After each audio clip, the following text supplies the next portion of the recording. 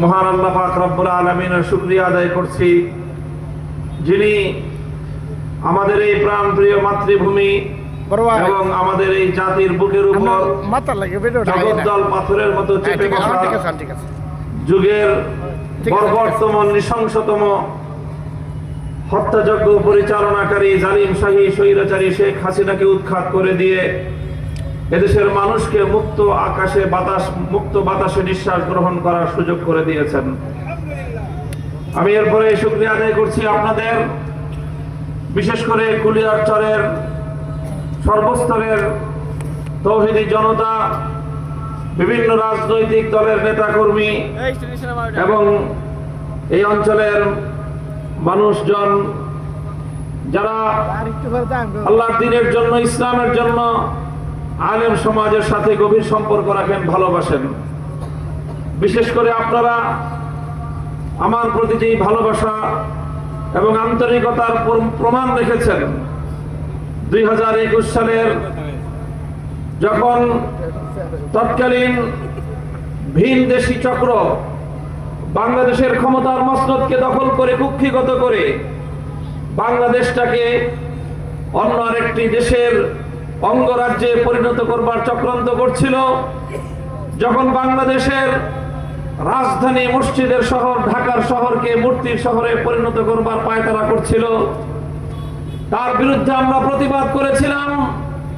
আমরা বলেছিলাম শত শত বছর ধরে আমাদের পূর্বপুরুষরা এ বাংলার মাটিকে তাদের চোখের অশ্রু, মাথার ঘাম, বুকের রক্ত দিয়ে মুক্ত স্বাধীন করেছে, মুসলিম জাতিসত্তার বিকাশ ঘটিয়েছে এবং মুসলিম জাতিসত্তার পরিচয় প্রতিষ্ঠিত করবার জন্য কখনো পূর্ববঙ্গ, কখনো পূর্ব পাকিস্তান এবং কখনো বাংলাদেশ নামে এই ভূখণ্ডের পরিচয় হয়েছে।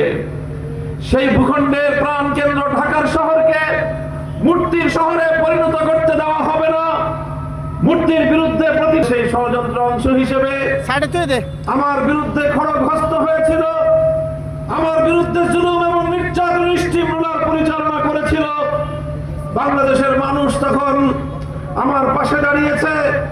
বিশেষ করে আপনাদের এই কুলিয়ারচরের মানুষ, যাদেরকে আমরা ভালোবাসি, যাদের সাথে আমাদের সম্পর্ক ইমানের ভিত্তিতে, যাদের সাথে আমাদের সম্পর্ক হলো ইমানি ভ্রাতৃত্বের, সেই কুলিয়ারচরের জনতা বিক্ষোভ মিছিল করেছে। আমার বিরুদ্ধে আক্রমণ পরিচালনা এবং গ্রেফতারের প্রতিবাদ করতে গিয়ে 49 জন ভাই তারা গ্রেফতার হয়েছিলেন।